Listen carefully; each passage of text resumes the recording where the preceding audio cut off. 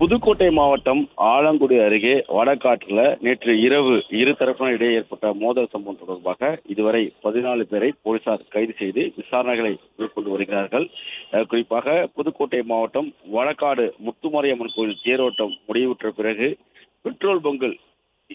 Petrol போடும்போது இருதரப்பினரிடையே ஏற்பட்ட வாக்குவாதம் முற்றி ஒருவரை மாற்றி தாக்கி கொண்டதாகவும், மற்றொரு தரப்பினர் வசிக்கும் பகுதிக்குள் புகுந்து அங்க இருக்கக்கூடிய பொதுமக்களை அரிவாள் உள்ளிட்ட ஆயுதங்களால் தாக்கியதாகவும், தாக்குதலில் ஈடுபட்டதாக கூறப்படுவதை வசிக்கும் பகுதிகளில் ஒரு வீடு, ஒரு டூ வீலர் கொளுத்தப்பட்டதாகவும் தகவல்கள் வெளியானது.